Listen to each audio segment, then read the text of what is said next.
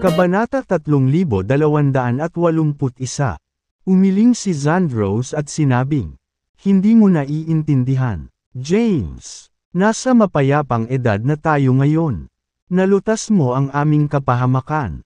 At nagawang iwasan ng sangkatauhan ang kapalaran ng pagkalipol.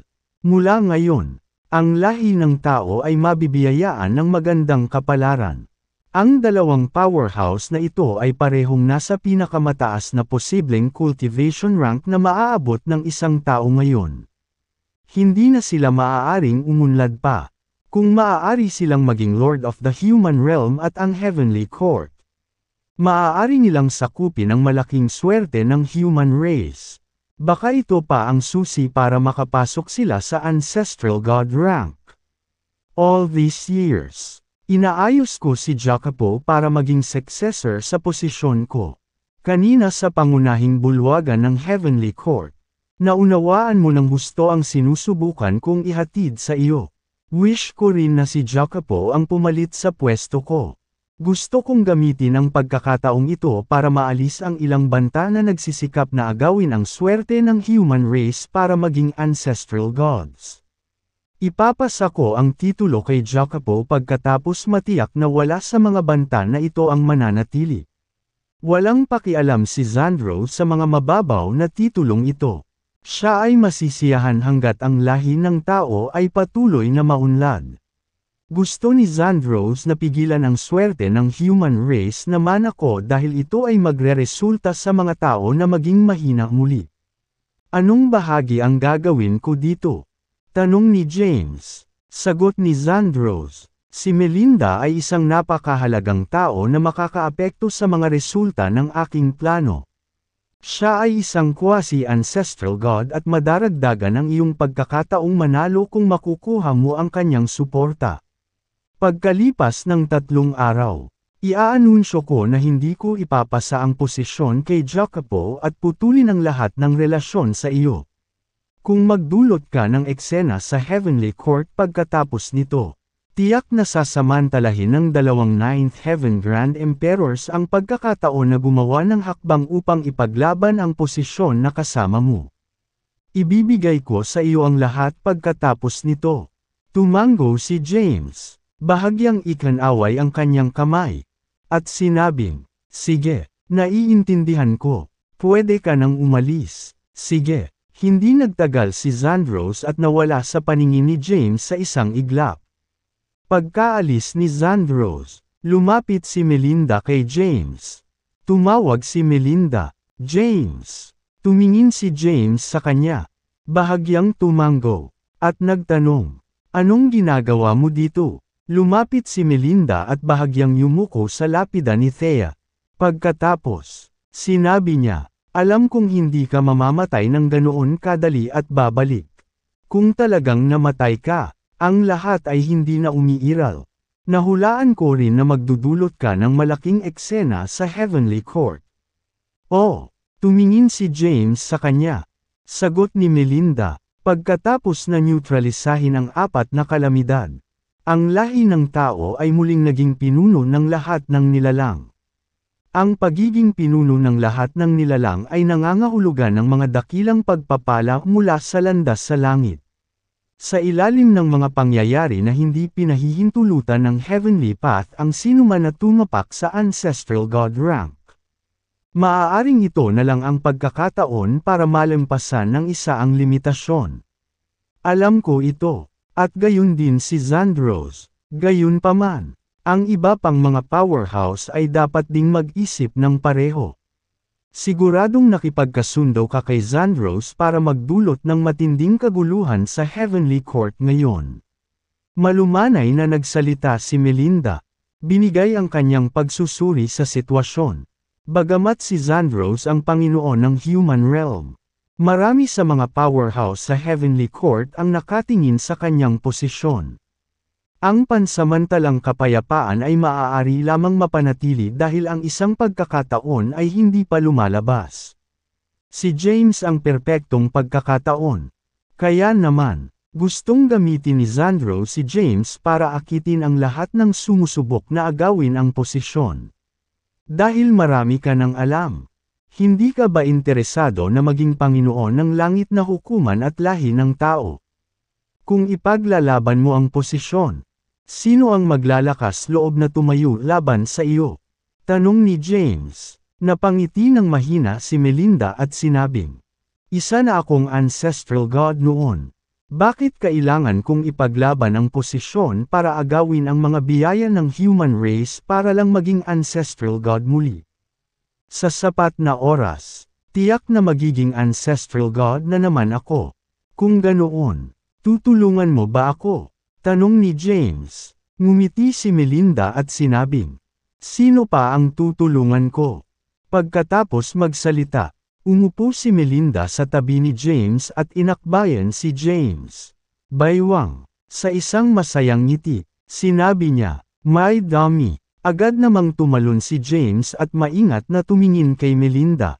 Nahihiyang tumayo si Melinda at hinaplos ang buhok. Tapos, nakangiting sabi niya, kung wala nang iba, mag-leave muna ako. Pagkatapos magsalita, nawala si Melinda sa isang iglap. Hinawakan ni James ang kanyang baba. Anong ibig niyang sabihin? Ang hirap intindihin ng mga salita niya. Hindi kaya nagkaroon tayo ng isang uri ng matalik na relasyon noong primeval age. Nagulat si James sa kakaibang ugali ni Melinda. Gayunpaman, hindi niya ito masyadong pinag-isipan. Matiyag ang naghintay si James ng ilang araw. Lumipas ang 3 araw sa isang kisap mata. Dinala ni James si Jacopo sa main hall ng Heavenly Court sa umaga. Ang Heavenly Court ay binantayan ng husto noong araw na iyon. At maraming malalakas na mandirigma ang nakabantay sa pasukan ng main hall. Nang makita si James ay agad nila itong hinarangan. Malamig na sinulyapan sila ni James at sinabing, umalis kayo sa daraanan ko. Papasukin mo siya. Matapos marinig ang boses sa loob ng main hall. Tumabi ang mga guard at pinadaan siya. Pumasok si James sa main hall. Kailangan mo ba talagang pumunta dito? Dad, bumulong si Jacopo. Maganda ang pag-aalaga sa akin ni Tio Zandros nitong mga taon. Ang Heavenly Court ay parang tahanan din sa akin.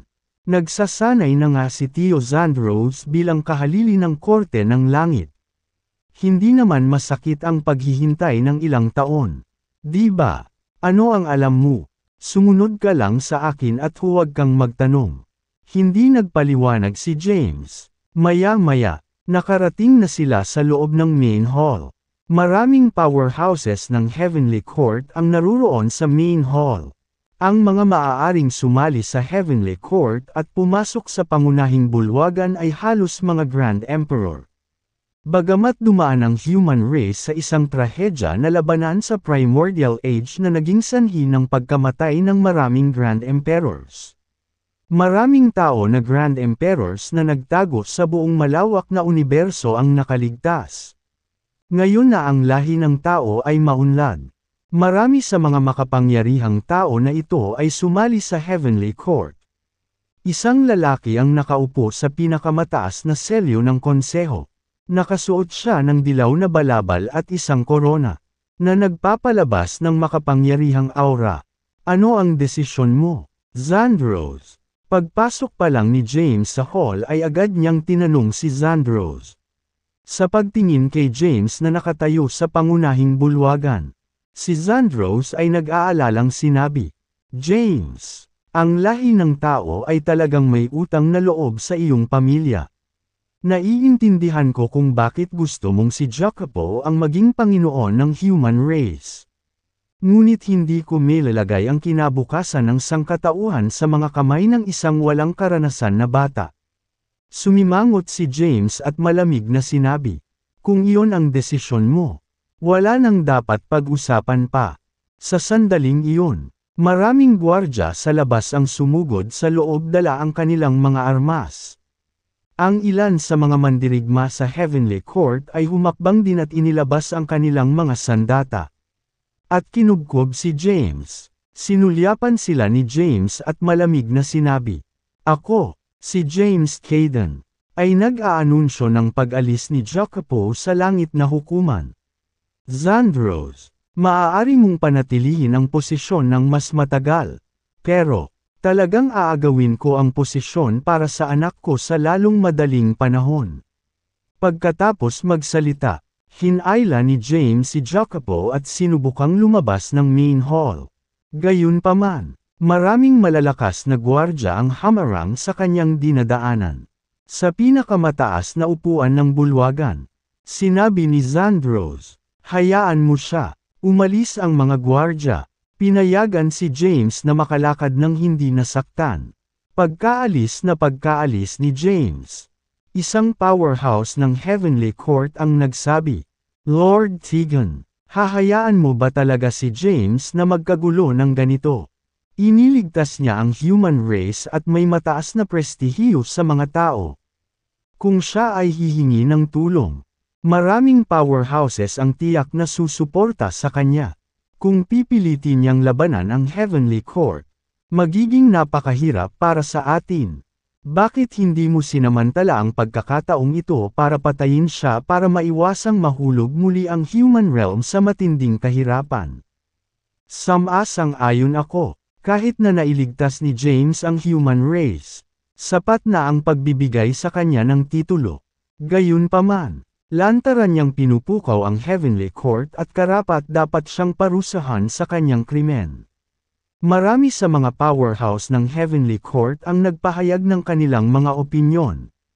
Huwag nating madaliin ang bagay na ito. Hayaan mo siyang huminahon sandali. Matapos tapusin ni Zandros ang kanyang desisyon, ibinasura niya ang pulong. Samantala, umalis na si James kasama si Jacopo. Ngayong nagdeklara na siya ng digmaan laban sa Heavenly Court. Ang susunod niyang hakbang ay ang manalo sa mga powerhouse sa Heavenly Court. Mula ngayon, ang dalawang Ninth Heaven Grand Emperors, sina Yehuda at Connor, ay tiyak na magsisimulang hayagang makipagkumpetensya para sa posisyon ng Panginoon ng Heavenly Court.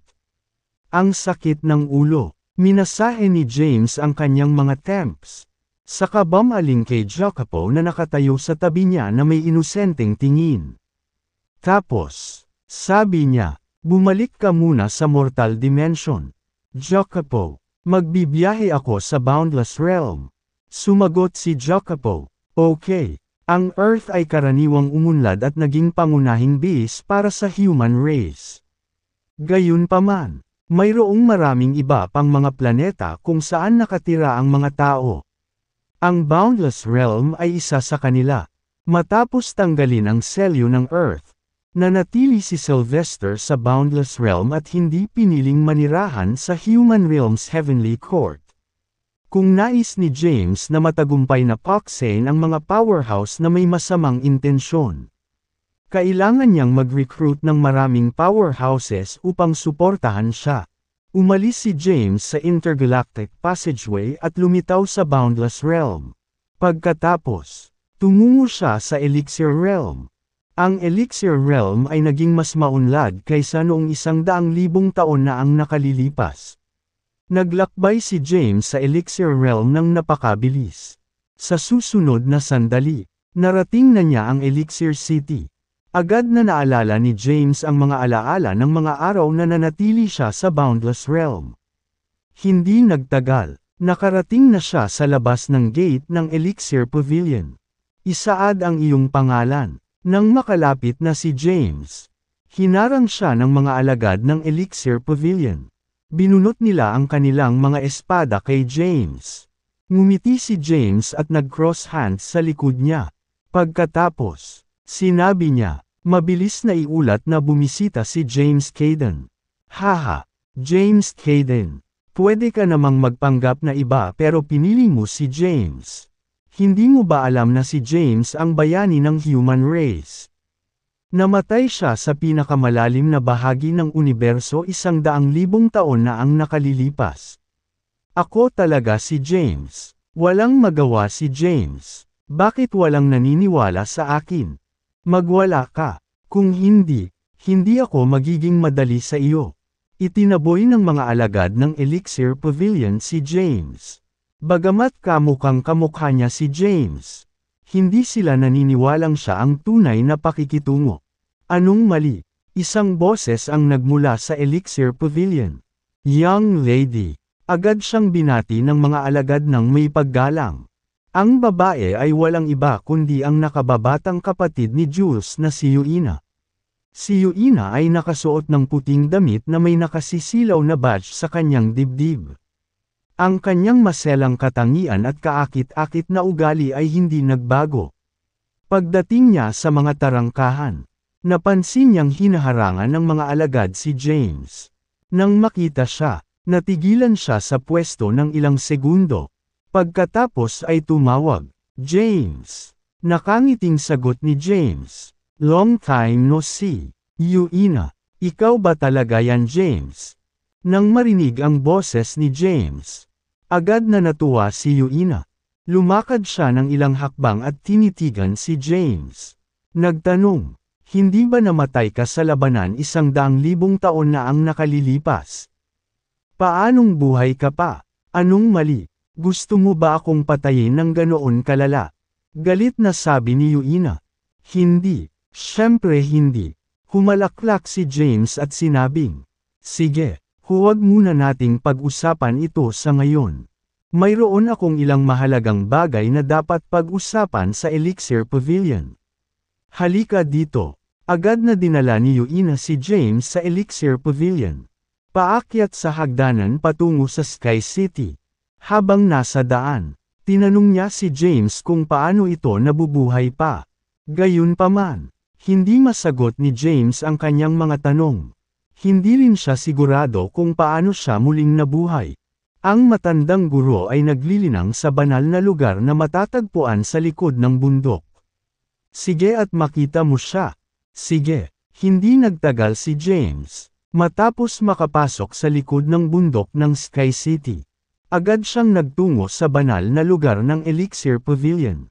Hindi nagtagal, nakarating siya sa tuktok ng bundok.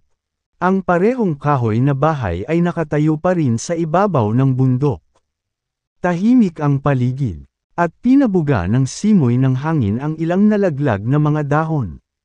Lumapit si James sa kahoy na bahay at mahina. Lumapit si James sa kahoy na bahay at mahinang tumawag. Old Master, Kriek. Bumukas agad ang pinto. Lumabas ang isang matandang lalaki na nakasuot ng kulay abong damit. May balbas siya at ilang hibla ng buhok ang tumubo sa mukha niya. James. Lumabas si Sylvester sa kahoy na bahay at tumingin kay James na nakatayo sa labas. Lumapit siya kay James at hindi makapaniwalang tinitigan ito. Paano ito posible? Hindi ba't namatay ka sa labanan 100,000 taon na ang nakalilipas? Umupo si James at nakangiting sinabi. Napakahabang kwento. Isantabi muna natin yan. Pumunta ako para makita ka dahil kailangan ko ng tulong sa ilang bagay. Oh, tungkol saan iyan? Umupo si Sylvester. Paliwanag ni James. Maraming sakripisyo ang aking pamilya para sa kaligtasan ng sangkatauhan. Gayunpaman, ang kasalukuyang Panginoon ng lahi ng tao ay si Zandros. Hindi ako nasisiyahan sa mga nangyari at gusto kong sakupin ang posisyon. Kailangan ko ng tulong mo. Naging mataimtim ang ekspresyon ni Sylvester. Pumayag siya agad kung humingi ng tulong si James sa kung ano paman. Gayunpaman, humihingi si James ng napakabigat na pabor. Sinusubukan niyang ibagsak ang Panginoon ng korte sa langit. Ang Elixir Pavilion ay maaaring masira din kapag si James ay nabigo na agawin ang posisyon. Hindi nagmamadaling sumagot si James at matigang naghintay para ikonsidera ni Sylvester. Pagkaraan ng mahabang panahon, sinabi ni Sylvester, "We're old friends. James, magkakilala na kami ng maraming taon at nakaranas ng maraming laban na magkasama. Dapat talaga tulungan kita, pero, aniya, ang lahi ng tao ay dumaan na sa napakaraming sakuna at sa wakas ay mapayapa.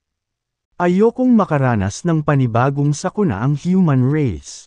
Kung pipilitin mong labanan ang Heavenly Court, ang mga tao ay magdurusa. At ang human realm ay mahuhulog muli sa matinding kahirapan.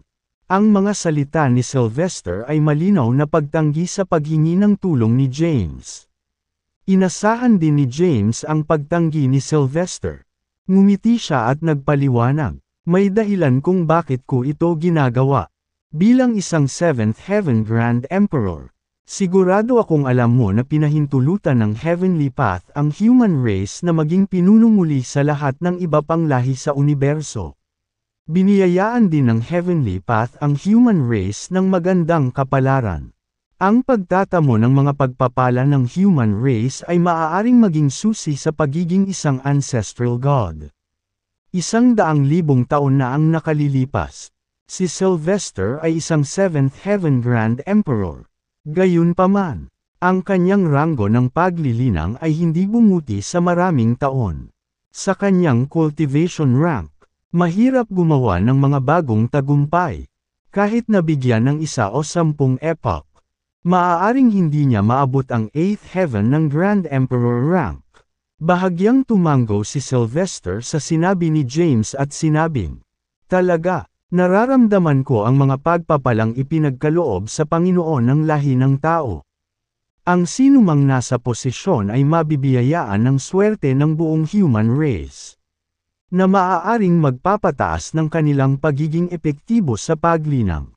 Nagpatuloy si James. May 2 Ninth Heaven Grand Emperors sa Heavenly Court ngayon. Ang isa ay si Yehuda Baxter, at ang isa ay si Connor Landon. Pareho silang sumama sa Heavenly Court na may layuning agawin ang posisyon ng Panginoon. Alam ni Zandros ang kanilang mga motibo. Gayunpaman, wala siyang magagawa laban sa kanila sa kabila ng pagiging Panginoon ng kasalukuyang lahi ng tao. Nilalayo ni Zandros na gamitin ang pagkakataong ito para maalis ang mga ito. Ipinaliwanag sa kanya ni James ang plano ni Zandros. Natahimik si Sylvester. Pagkaraan ng ilang sandali, sinabi niya, "Dahil ito ay para sa higit na kabutihan ng human race. Dapat kitang suportahan. Kung may kailangan ka sa akin, magtanong ka lang." Sinabi ni James, "Kailangan kong umalis ka sa pag-iisa at utusan ang lahat ng Grand Emperor sa Elixir Pavilion na magtungo sa human realm. Pagkatapos, hintayin ang susunod kong order." Sige, tumango si Sylvester. "May iba pa akong kailangang ayusin. Kaya mag-leave muna ako. Dapat pumunta ka muna sa Earth. At hahanapin kita pagbalik ko." Pagkatapos magsalita ay umalis na si James. Tumayo si Sylvester at umalis sa banal na lugar. Pagkatapos, nagpakita siya sa pangunahing bulwagan ng Elixir Pavilion at ipinatawag ang Master ng Elixir Pavilion. Si Helvius, matandang guro. Pumasok si Helvius sa main hall at magalang na nagtanong, "May problema ba?" Nagtanong si Sylvester, "Ilan ang miyembro natin sa Grand Emperor rank?" Sumagot si Helvius, "Mga 100. Marami pa kami noon. Ngunit marami ang sumali sa Heavenly Court in the human realm matapos itong maitatag." Agad namang nag-utos si Sylvester. Patawagin silang lahat. Gulat na tanong ni Helvius, "Ano ang problema, Old Master?" Nakangiting sabi ni Sylvester. Bumalik na si James at gustong kunin ang posisyon bilang Panginoon ng Korte ng Langit. "Natural. Susuportahan ko siya." Napabulala si Helvius. James, pinag-uusapan mo ba ang tungkol kay James na namatay sa labanan laban sa mga tagahatol ng langit 100,000 taon na ang nakalilipas? Tumango si Sylvester at sinabing, "Oo, sige. Pupuntahan ko kaagad ang ating mga makapangyarihang miyembro." Umalis si Helvius nang walang pag-aalinlangan. Hindi nagtagal. Ang mga Grand Emperors at mga powerhouse ng Elixir Pavilion ay natipon sa pangunahing bulwagan. Pinili ng mga Grand Emperor na ito na manatili sa Elixir Pavilion dahil nakatutok sila sa kanilang paglilinang at walang pagnanais na magkaroon ng kapangyarihan. Kasama rin sa kanila si Monica. Sa nakalipas na 100,000 taon, Nanatili si Monica sa Elixir Pavilion at same time na nagsanay ng elemental inversion. Mabilis na bumuti ang kanyang lakas sa paglipas ng mga taon. Makalipas ang 100,000 taon. Sa wakas ay naging Grand Emperor siya. Tanong ni Monica, anong problema? Old Master, may nangyari ba? Nakaupo sa pinakamataas na upuan. Hinaplos ni Sylvester ang kanyang puting balbas at nagtanong. Kung babalik si James at gustong kunin ang posisyon bilang Panginoon ng hukuman sa langit, susuportahan ba ninyo siya? James. Natuwa si Monica. Tumayo siya ng ilang hakbang at tuwang-tuwang nagtanong.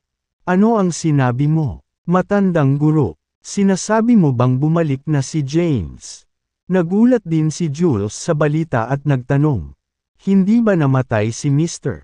Hayden sa pinakamalalim na bahagi ng universo 100,000 taon na ang nakalilipas? Buhay pa ba siya? Tumango si Sylvester at sinabing, tama, buhay pa si James. At binisita niya lang ako. Gusto niyang maging Panginoon ng Heavenly Court.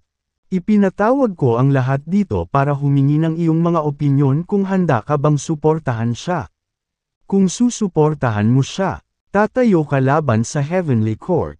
Sa sandaling iyon, humakbang ang isa sa mga elder ng Elixir Pavilion at nagsabi, talagang susuportahan ko siya. Sa puso ko, si James ang Panginoon ng lahi ng tao. Ano ang ginawa ni Zandros para sa sangkatauhan upang maging karapat-dapat sa posisyon?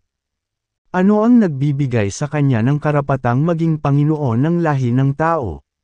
Susuportahan ko rin si James. Marami sa mga powerhouse ng Elixir Pavilion ang nagpahayag ng kanilang mga opinyon. Magaling. Nasiyahan sa kanilang mga sagot. Sinabi ni Sylvester, kung ganoon nga, umalis tayo sa Earth at hintayin ang karagdagang mga tagubilin ni James. Sige. Pagkatapos, pinangunahan ni Sylvester ang mahigit 100 Grand Emperors at powerhouses ng Elixir Pavilion sa human realm. Earth. Samantala, isang talakayan ang nagaganap sa isang palasyo sa Divine Dimension on Earth. Ang palasyo ay tirahan ni Yehuda at pinangalan ng Yehuda Palace. Ito ang perpektong pagkakataon. Grand Priest Yehuda. Umupo si Yehuda sa isang upuan at nagpahinga habang nakapikit. Mukha siyang nasa edad 40 at nakasuot ng puting damit.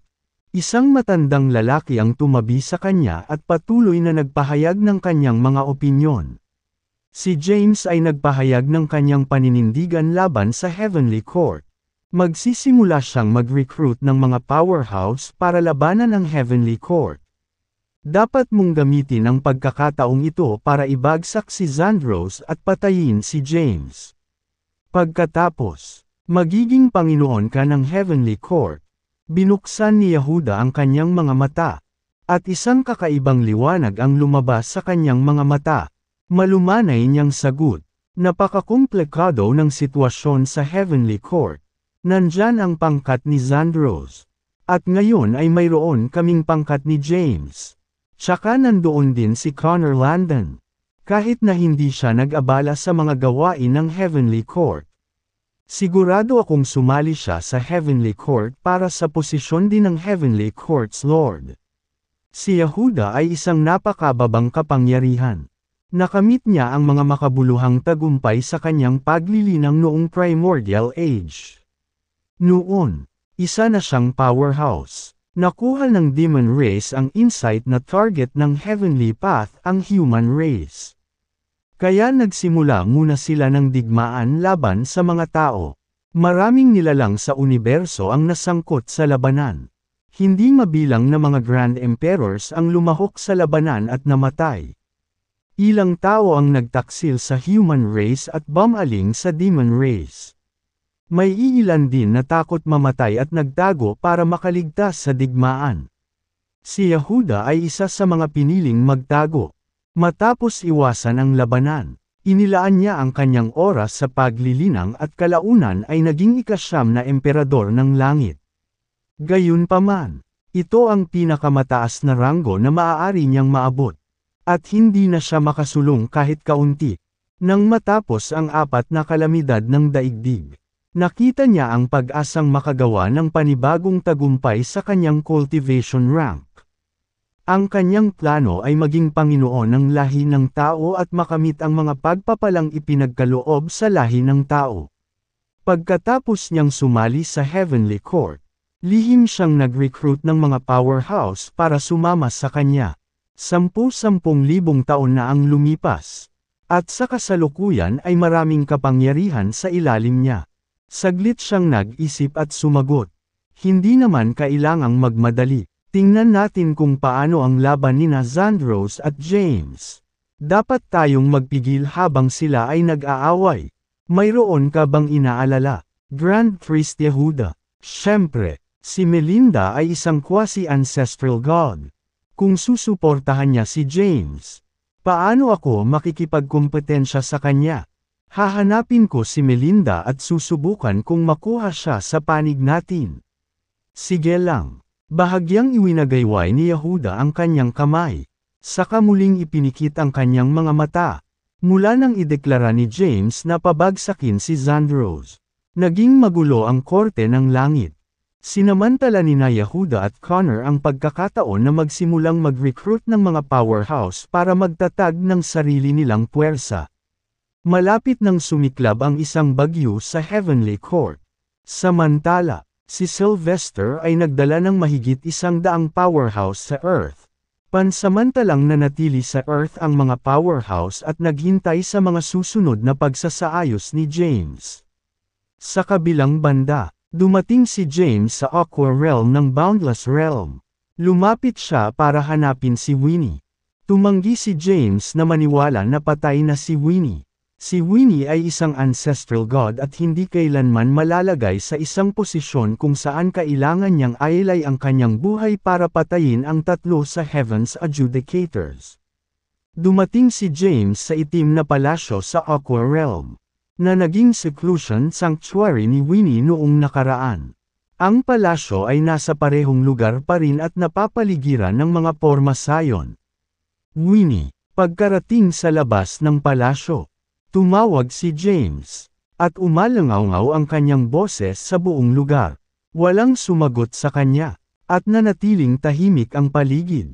Nasa loob ka ba, Winnie? Si tatay po. Bumalik ako. Panay ang tawag ni James kay Winnie. Gayunpaman, hindi siya nakatanggap ng tugon kahit na ilang beses nang sumigaw. Pwede ba talaga si Winnie? Puno ng kalungkutan ang mukha ni James. Hindi siya naniniwalang namatay si Winnie ngunit hindi niya alam kung saan pa siya maaaring pumunta. Napalingon siya sa disappointment. Aalis na sana siya. Bumukas ang itim na tarangkahan ng palasyo. At lumabas ang isang babae. Ang babae ay nakasuot ng payak, puting damit at may mahaba at itim na buhok. Tumawag siya ng mahina, "Tatay." Agad namang lumingon si James. Nang makita niya ang babae, nakangiti siyang lumapit at sumigaw. "Ikaw pala, Winnie. I'm so glad na buhay ka pa." Mapatla ang mukha ni Winnie. At mukhang may malubha itong karamdaman. Anong meron? Napansin ni James na may mali sa kanya. Sumagot si Winnie, "Ako ay isang makasalanan." Ha? Nagulat si James. Sagot ni Winnie, "Isa ako sa Heaven's Adjudicators. Ako ay dapat na maging patas at makatarungan. Ngunit ako ay nasangkot sa mga gawain ng human race. Lumabag ako sa kalooban ng makalangit na landas at nabilanggo sa palasyong ito." Pagkatapos magsalita ay itinaas ni Winnie ang kanyang mga kamay. Isang pares ng posas na gawa sa law inscription ang lumitaw sa kanyang palso. "Bakit nangyari ito?" tanong ni James. Sagot ni Winnie, "It's my destiny. Baka kailangan kong manatili sa lugar na ito habang buhay. Wala na bang paraan para mapalaya ka?" tanong ni James. Tumingin si Winnie kay James at sinabing, "May paraan para palayain ako." "Ano ito?" Sumagot si Winnie. "Kailangan mong maging isang macrocosm ancestral god. Talunin si Radimir, at kontrolin ang heavenly path. Pagkatapos, Maaari mong baguhin ang mga patakaran ng heavenly path. At ang mga kadena na inilagay sa akin ay mawawala. Saka lang ako makakaalis. Huff! Huminga ng malalim si James. Mahirap maging macrocosm ancestral god. Talunin si Radimir. At kontrolin ang heavenly path. Napaisip si James. Maya-maya, nagtanong si James. Nga pala, sino si Melinda? Sinulyapan ni Winnie si James at sinabing, "Hindi ba sinabi ko sa iyo na siya ang anak ng dating macrocosm ancestral god ng ating universo at ang young lady ng Mount Heavenly Path?" Sa isang nahihiyang tingin, tinanong ni James, "Gusto kong malaman kung anong uri ng relasyon ang mayroon kami. Ukol dito." Pagkatapos ng maikling pag-aalinlangan, sinabi ni Winnie, "Malalaman mo rin sa lalong madaling panahon." Nagtanong pa si James, "Nakilala mo ba ang iyong ina pagkatapos mong bumalik sa primeval age?" Hindi sumagot si Winnie sa tanong niya at tumalikod na para pumasok sa itim na palasyo. Muling isinara ang gate ng palasyo. Sumigaw si James, "Teka, Winnie, sagutin mo ang tanong ko. Nakita mo ba ang nanay mo noong primeval age?" Ang boses ni Winnie ay nanggaling sa loob ng palasyo. "Bumalik ka na, Dad. Hindi na kailangang pumunta at makita ako muli. Halika iligtas mo ako pagkatapos mong maging macrocosm ancestral god. Talunin si Radimir, at kontrolin ang heavenly path." Si nanay naman, "Kailangan mong magsaliksik. Wala akong masabi sa'yo." Natahimik si James. Ano nga ba ang nangyari sa primeval age? Parehong tumanggi sina Melinda at Winnie na sabihin sa kanya ang anumang bagay. Sinabi muli ni James, "Winnie, gusto kong kunin ang posisyon bilang Panginoon ng hukuman sa langit. Mayroon akong dalawang makapangyarihang kalaban, na parehong nasa ikasyam na langit ng Grand Emperor rank. Kailangan ko ng tulong mo. Hindi mo ba talaga kayang umalis sa lugar na ito?" Sumagot si Winnie mula sa loob ng itim na palasyo. "Tay, talagang nakulong ako dito sa landas ng langit. Hindi ako makalayo sa palasyo. Kung aalis ako sa lugar na ito, mapapawi ako ng landas sa langit. Kailangan mong mag-isip ng paraan para harapin ang mga gawain ng Heavenly Court ng mag-isa." Unti-unting hamina ang boses ni Winnie. At bumalik sa katahimikan ang paligid. Nakatayo si James sa gate. Nalilito sa pag-iisip.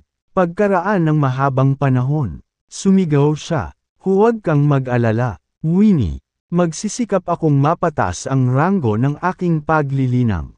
Tiyak na ako ay magiging isang macrocosm ancestral god. Talunin si Radimir, kontrolin ang heavenly path, at darating para palayain ka." Sa kasamaang palad, hindi siya sinagot ni Winnie. Matapos makita si Winnie at malaman na buhay pa siya, gumaan ang loob ni James. Matapos malutas ang panloob na salungatan sa korte ng langit, magiging kalmado na siya at maaaring hanapin si Thea. Tungkol naman sa mga gawain ng Heavenly Court, hindi talaga siya nag-aalala sa mga ito. Si Melinda, isang quasi-ancestral god, ay sumusuporta sa kanya. Madali niyang masupol ang dalawang Ninth Heaven Grand Emperors. Gayunpaman, ang kailangan niya ngayon ay isang dahilan upang maalis ang mga ito. Ang natitira na lang ngayon ay ang maghintay na magrebelde sina Yehuda at Connor. Wala siyang dahilan para gumawa ng aksyon laban sa kanila kung hindi sila maghimagsik laban sa Heavenly Court. Nagsimulang lumaki ang pagkamausisa ni James tungkol sa mga pangyayaring naganap sa panahon ng primeval. Ano nga ba ang nangyari sa primeval age? At ano ang papel na ginampanan niya noon? Napapanatag ang nag-aalalang puso ni James matapos makita si Winnie. Bagamat si Winnie ay nakulong ng Heavenly Path, posible pa rin siyang mailabas balang araw. Hindi na nagtagal si James sa Aqua Realm. Umalis siya sa Intergalactic Passageway at bumalik sa Earth. Dinala ni Sylvester ang mga powerhouse ng Elixir Pavilion sa Wormstead, na nasa mortal dimension ng Earth. Matyaga nilang hinintay ang pagbabalik ni James sa Earth. Sa loob ng pangunahing bulwagan ng Imperial Palace ng Wormstead, nakaupo si James sa pinakamataas na upuan ng konseho. Ang lahat ng mga powerhouse mula sa Elixir Pavilion ay natipon sa loob ng bulwagan. Nakatayo sa ibaba, nagtanong si Sylvester, "Ano ang susunod, James?" Bahagyang tinapik ni James ang kanyang mga daliri sa mesa. Wala pa siyang detalyadong plano. Pagkatapos ng maikling pag-iisip, sumagot si James, "Hindi kami nagmamadali, kaya maghihintay kami ng kaunti. Samantala, pupunta ako sa Divine Dimension para tingnan ang sitwasyon." Umalis si James sa Mortal Dimension pagkatapos ng maikling talakayan at tumungo sa Divine Dimension. Katulad ng Mortal Dimension, ang Divine Dimension ay malawak at walang hangganan. Matapos maabot ang Divine Dimension, itinaas ni James ang kanyang ulo. Maraming mga palasyo ang makikita sa kalangitan. At ito ang kinalalagyan ng human race's Heavenly Court. Ang Heavenly Court ay itinatag upang mas mahusay na pamahalaan ng human realm. Swoosh! Isang malabong anino ang agad na lumitaw sa harap ni James sa kanyang pagdating. Ang anino ay unti-unting naging isang magandang babae. Tumingin si James kay Melinda at bahagyang nakaramdam ng awkward. Gayunpaman, alam nilang malamang na nagpakita si Melinda dahil sa isang mahalagang bagay. "Ah, ikaw pala." Sinubukan ni James na kumilos ng walang pakialam. Bahagyang tumango si Melinda at sumagot. "Oo." Tanong ni James. "Ano iyon?" "Mula nang mag-declare ka ng digmaan laban kay Zandros, maraming powerhouses mula sa human race ang pumunta sa akin." Nang hindi nag-iisip, nagtanong si James, "Si Yehuda at Connor ba iyon?" Tumango si Melinda at sinabing, "Oo. Nagpadala sila ng mga tao upang makita ako at sinubukang makuha ang aking suporta. Gayunpaman, tinanggihan ko sila." Sa kalaunan, sina Yehuda at Connor ay parehong pumunta sa akin ng personal at ipinahayag ang kanilang mga kahilingan para sa akin na sumama sa kanilang panig. Na nangangakong bibigyan ako ng malaking benepisyo pagkatapos nilang makontrol ang korte sa langit. Tanong ni James. "At ang sagot mo ay?" Sabi ni Melinda, "Hindi ako pumayag na sumama sa kanila. Siyempre, sinabi ko sa kanila na ayaw kong makisali sa kanilang laban para sa posisyon ng Panginoon ng Korte ng Langit." Tumango si James at sinabing, "Ma'am, pareho silang nag-aalala kung aling panig ang sasalihan mo. Dahil madaragdagan mo ang pagkakataong manalo sa alinmang panig na pipiliin mong salihan." Patuloy ni Melinda, "Although the Heavenly Court seems stable on the surface, a lot is going on behind the scenes." Sinisikap ni Yehuda at Connor na manalo sa mga powerhouse sa Heavenly Court. At ang mga puwersa ni Zandros ay bumaba ng malaki. Nakinig ng mabuti si James. Tanong ni Melinda, "Ano ang balak mong gawin?" Napaisip si James. Noong una, binalak niyang pumunta sa Fiend Realm para hanapin si Chusai para matulungan ang Fiend Race. Nais din niyang humingi ng tulong kay Henrik upang makuha ang Demon Realm sa kanyang panig. Gayunpaman, sumuko siya sa ideya pagkatapos mag-isip tungkol dito. Dahil problema ito ng human race. Ayaw niyang masangkot ang ibang lahi. Pagkatapos ng maikling pag-iisip, sumagot si James. "Dahil sinabi mo na sa kanila na hindi ka sasali sa bagay na ito. Hindi ka dapat pumunta upang makita ako. Kung malalaman ni Yehuda at Connor, tiyak na pipigilan nila ang kanilang mga ambisyon. At mawawalan tayo ng pagkakataong lipulin sila. Dapat umalis ka muna. Ako na ang bahala sa iba." Tumango si Melinda, saka biglang nawala sa paningin ni James. Tumingin si James sa mga palasyo sa langit at lumipad papunta sa kanila. Hindi nagtagal, nakarating na siya sa Heavenly Court. Napakalaki ng Heavenly Court, at maraming mga palasyo doon. Ang bawat Grand Emperor ng Heavenly Court ay pinagkalooban ng isang palasyo.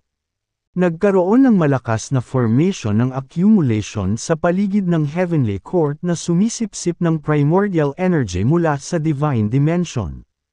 Ito ay ang perpektong lugar upang linangin. Dumating muli si James sa Heavenly Court para manalo sa mas maraming powerhouses. Pinaganya niya ang kanyang divine sense at iniskan ang paligid ng Heavenly Court.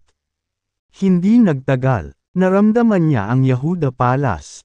Saglit na nag-alinlangan si James ngunit biglang nawala sa lugar.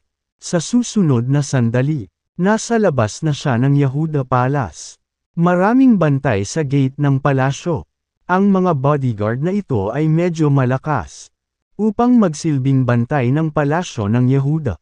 Ang isa ay kailangang nasa ikatlong yugto man lang ng divine rank. Tumigil ka dyan. Pagkalapit ni James ay hinarang na siya ng mga guard. Nakilala ng mga gwardya si James. Gayunpaman, hindi sila nagpakita sa kanya ng anumang paggalang.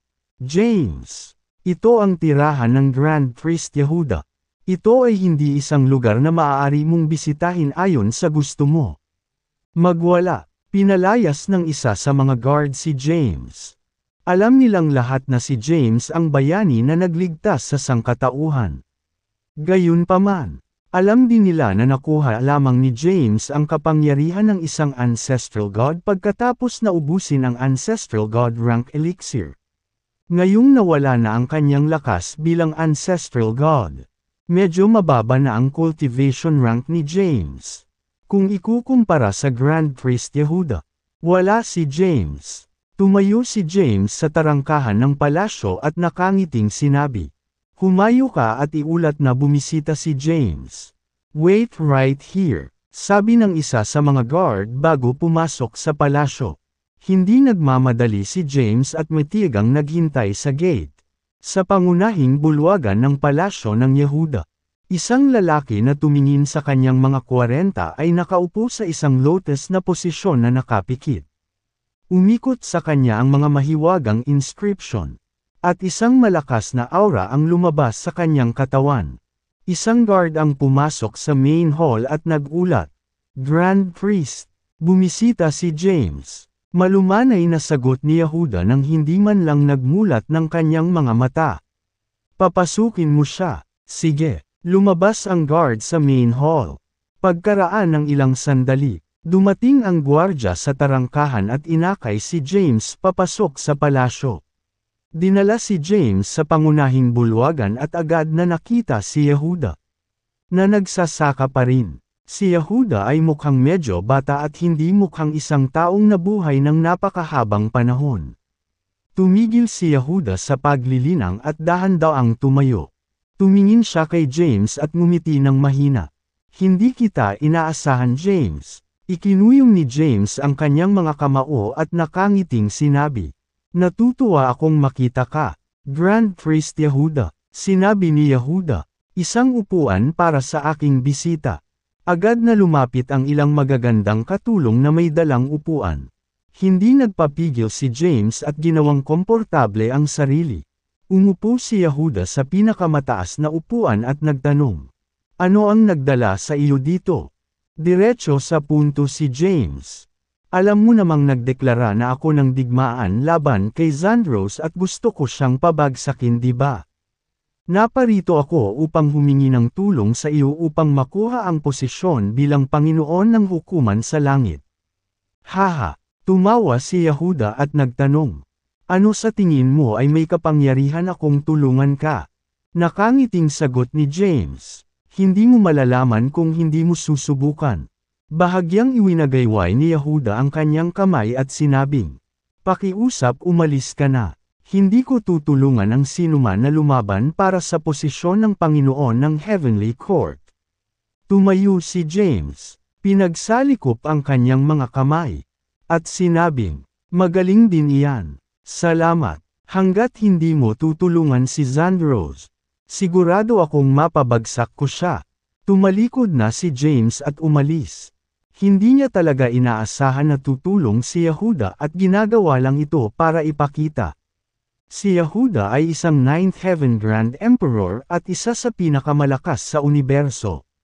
Bukod dito, tinitingnan din niya ang posisyon. Kaya tiyak na hindi siya papayag na tumulong. Pagkaalis ni James, unti-unting nawala ang ngiti sa mukha ni Yehuda. Umalis si James pagkatapos makita si Yehuda at binisita si Connor.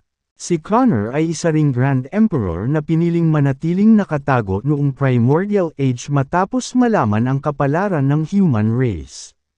Hindi siya nagpahayag ng sarili hanggang sa pagtatatag ng Heavenly Court matapos ang ika-4 na kalamidad. Hindi niya hiniling ang posisyon ng Panginoon ng Langit na Hukuman. At hindi rin siya nagkaroon ng mataas na posisyon sa Langit na Hukuman. Siya ay medyo malaya at walang maraming responsibilidad sa kanya. Lumitaw si James sa labas ng Connor Palace. Ang palasyo ay medyo tiwangwang. At walang mga bantay sa labas ng tarangkahan. Naglakad si James patungo sa pinto at mahinang kumatok. Maya-maya, bumukas ang pinto. At lumabas ang isang magandang babae. Ang babae ay balingkinitan at nakasuot ng pink na damit. Hinihintay ka ni Master. Mangyaring pumasok. Nag-welcome gesture ang babae. Hindi na nagulat si James at walang pagdadalawang isip na pumasok. Pagkapasok sa palasyo, dinala siya sa likod bahay. Sa likod bahay, may isang mesa na may chessboard sa isang open field.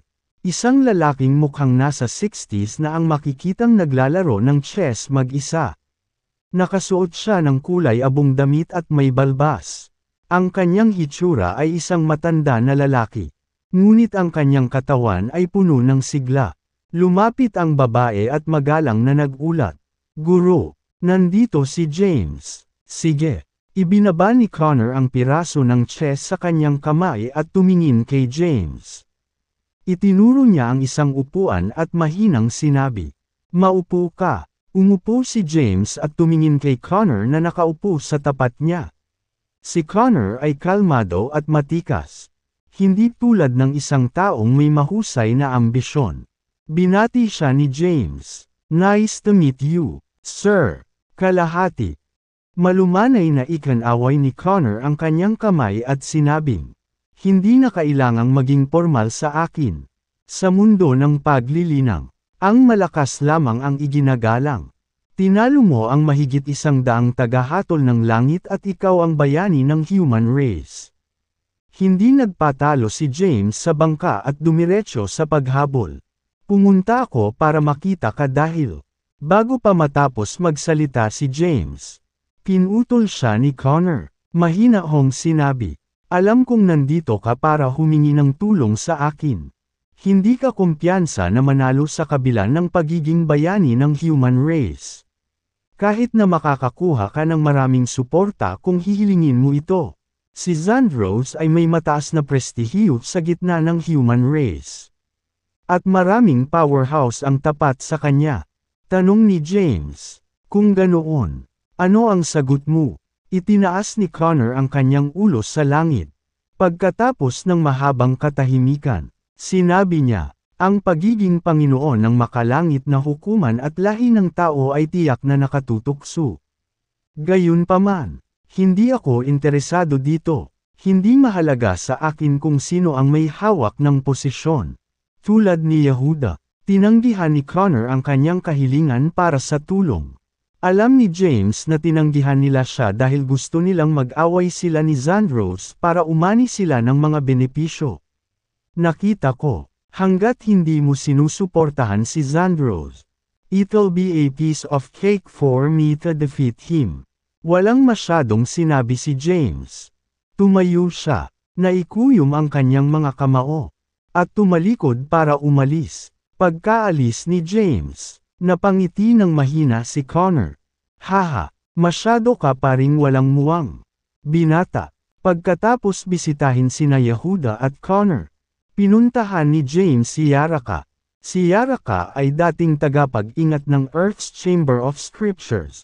Binantayan niya ang lugar sa loob ng maraming taon at nagbigay ng maraming tulong kay James noong siya ay mahina pa. Tinulungan pa niya itong baguhin ang kanyang pisikal na katawan. Sa likod bahay ng palasyo kung saan naninirahan si Yaraka. Magkatabing naglakad sina James at Yaraka. Nakasuot ng puting damit si Yaraka. Siya ay hindi kapani-paniwalang maganda at mukhang dalisay at inosente. Ang kanyang aura ay ethereal. At ang kanyang bawat kilos ay kaaya-aya. Yaraka. James parted his lips and said gratefully. Noong mahina ako, ikaw ang patuloy na tumulong sa akin from behind the scenes. Kung wala ka, wala ako sa kinatatayuan ko ngayon. Si James ay napuno ng pasasalamat kay Yarake mula sa kaibuturan ng kanyang puso. May problema ba? Tanong ni Yaraka na alam na niya ang pakay ni James sa pagbisita. Tumango si James at sumagot. Oo, may kaugnayan ba ito kay Zandros? Tanong ni Yaraka. Huminto para sulyapan si James. Oo, bahagyang tumango si James.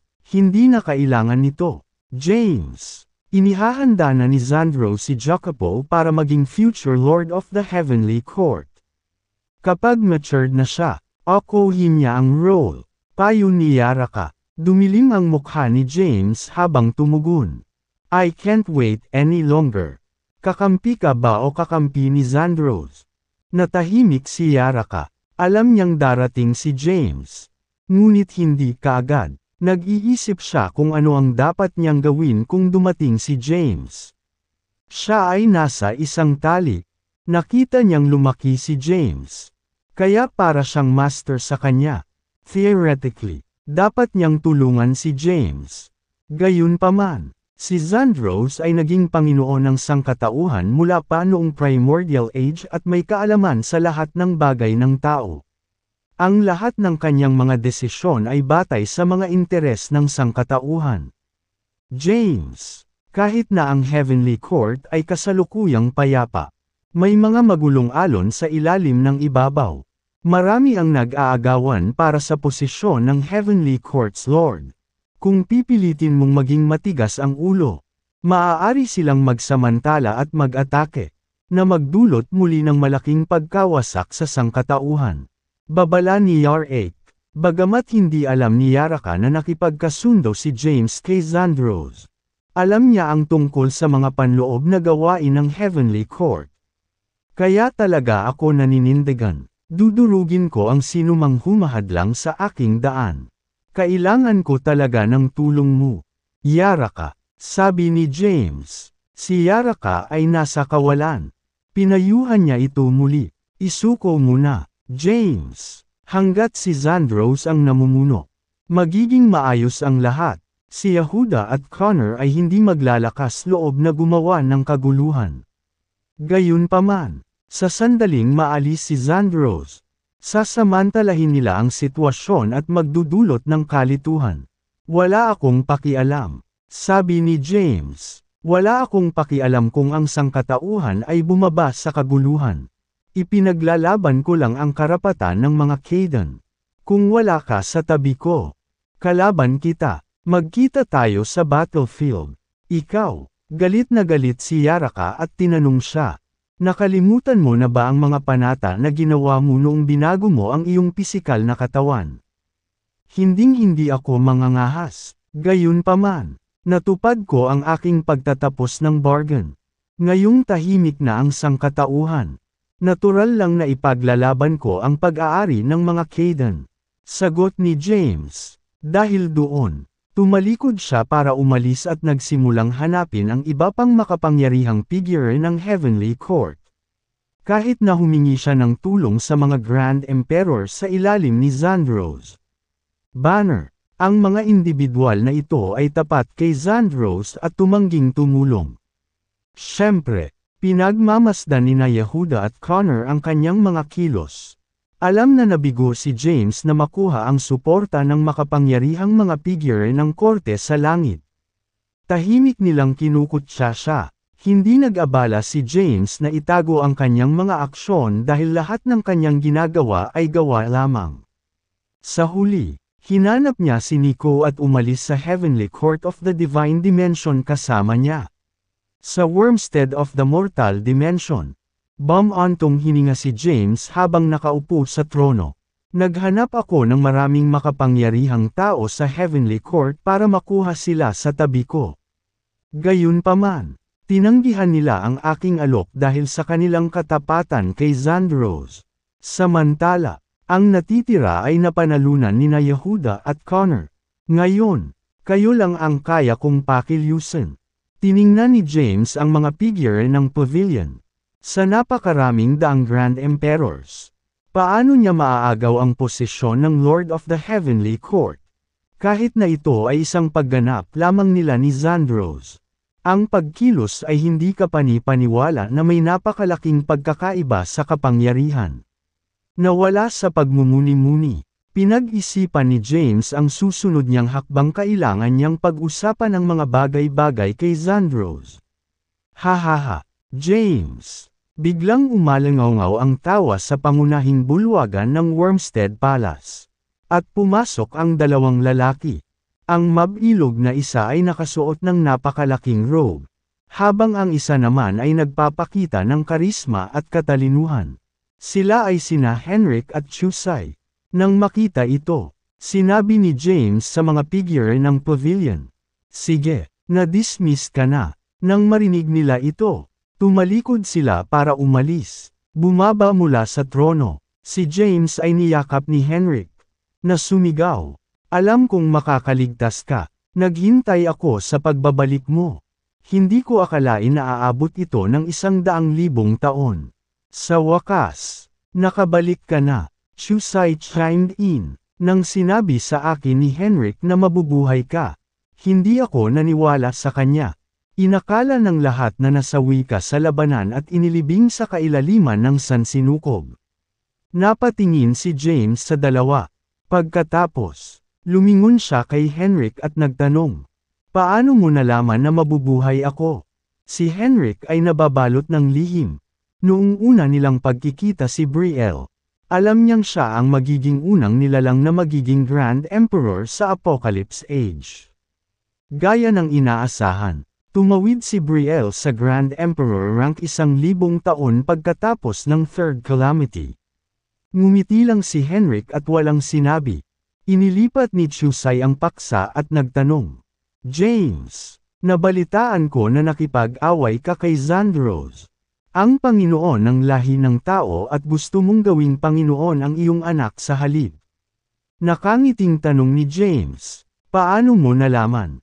Tumango si Chusai at nagsabi, "Bueno, ang human realm ay isa sa pinakamalakas na mundo sa universo na ito. Mayroon silang mga impormante mula sa bawat lahi at angkan sa korte ng langit. Dahil napakalaking kaguluhan ang ginawa mo, natural lang na malaman natin." Napakamot sa ilong si James. Hindi niya akalain na kumalat na sa buong sansinukob ang balita ng pangyayaring ito. Sa kasalukuyan, nag-aalala siya na sasalakayin ng ibang lahi ang human race. Naramdaman ang kanyang iniisip. Sinabi ni Henrik, "Huwag kang mag-alala, James. Hindi ganoon kadaling aatake ng ibang lahi ang human race. Inatake lamang ng demon realm ang human race dahil tinusok nila ang sekreto ng langit at nalaman na haharapin ng mga tao ang 4 na kalamidad." Nang marinig ito, nawala sa pagmumuni-muni si James habang nagtanong. Iyan ay isang bagay sa pagitan ng landas sa langit at ng lahi ng tao. Bakit nakialam ang demon race? Ang demon realm ay walang nakuha mula sa digmaan sa primordial age. Sa halip, dumanas sila ng hindi mabilang na pagkalugi at nawalan ng maraming Grand Emperors. Pati ang leader ng Hedin clan ay patay na. Ipinaliwanag ni Henrik, maraming puwersa ang kumikilos, kahit na ang lahing demon ay dumanas ng malaking pagkatalo. Ang lahi ng tao ang naging pinakamababa sa lahat ng lahi sa universo.